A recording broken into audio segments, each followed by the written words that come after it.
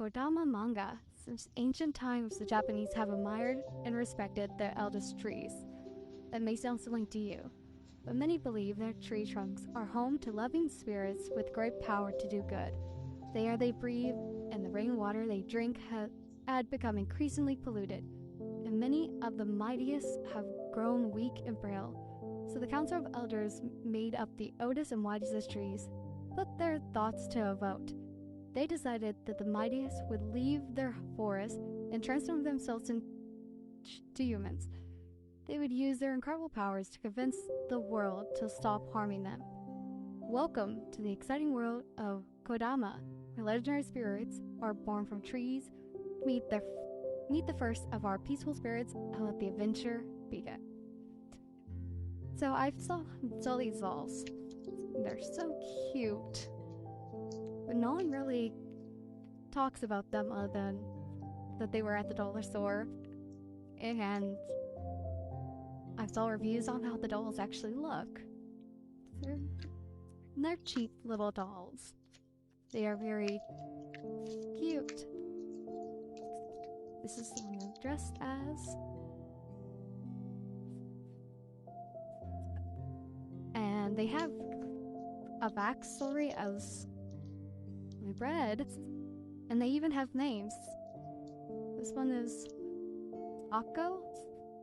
Hope I pronounced that right. And other than what I read, I don't really know anything else about them. And which got me wondering, what can we come up with about them? They don't have any shows. This one's the one that I have the hardest time pronouncing. It looks like Bashira, but I've heard it as Boslin before when I Google translated. But we know nothing about them. They're anime dolls. That is what they're labeled as. And of course, there's one. Staff.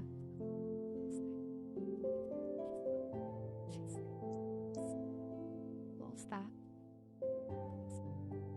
Her name is Norco. That says they're handmade dolls, and it says MaNga Kodama. I'm pronouncing Kodama correctly. No cartoon. No comic, no story, no storybook. So I thought it'd be fun to not only cosplay one of them because I could, but to come up with a little story behind them.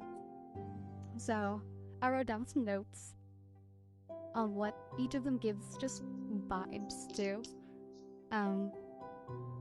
So overall, I think they live in the same household, among humans, and that they are trying to promote non-pollution to people, because that was their tree spirits, according to their little information on the back. They were trees turned into humans. Tree spirits turned into humans to, stop polluting the world.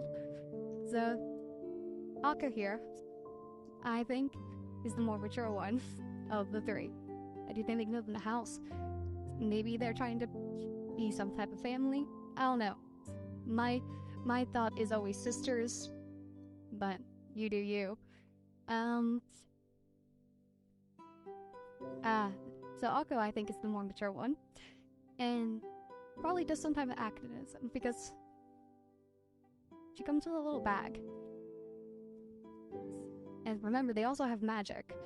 So I think she's trying to, she works in activism, she either has a group or she just started a group, and she goes and those presentations and speeches, like use reusable bags, reusable straws, things like that. I don't fully even know. But I think she's level-headed, and that's how she uses her magic, though, but that's how she uses her magic. Through, presentations, advertisements, speaking. That's what I think of Akko, which I think is my second favorite, because look at how cute Bashira. And she's like in a little girl school uniform, the guitar. So I think she's targeting more like kids, like I would say high school, maybe middle school. She's probably a fan. I think she's very childish, in that cute childish way. Yes, the hair does come off.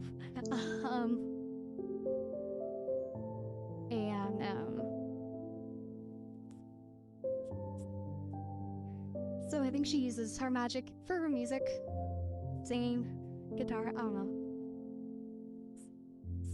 And then the one that I am like, why, girl, why? This is Naruto. Her outfit is cool. So does her magic staff. But if you're living the modern world, on a day-to-day life, who's wearing this outfit in Japan with a wielding a staff? So I think Naruto here,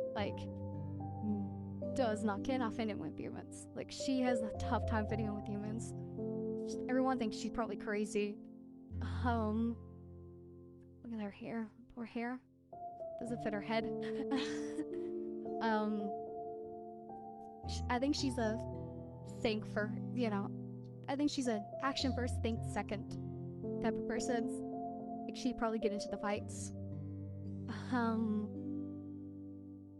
So, I don't think, again, they're trying to stop pollution. I don't think she knows how to stop, get them to stop other than, yelling and maybe trying to, sabotage and, blots and stuff. I think the other two knows how to use magic in front of humans secretly without giving away that they have magic and are spirits, where she's like, I can't do magic in front of them because they're going to know. They will know. But, yeah, that's my theory behind the stories. I have, so many thoughts. I think they could, live in a comedy. I think she's more comic relief than anything. But I think they would make a great story. I just wish they had more stories. By the way, I think she would look better with her hair pushed down more, but then her back, its head is exposed. And yes, she does. You become bald. And Bashir's there is, the best of them online. You can change. And now it's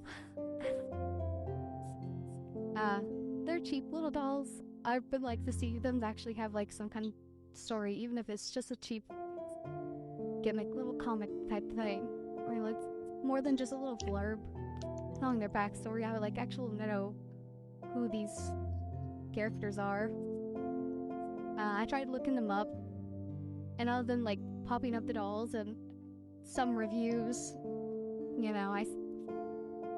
and the reviews always the make of the doll, how good do they articulate and look at the face mode type of thing. And I'm not that type of person. I don't know if this is a good face mode, or I just thought they were cute.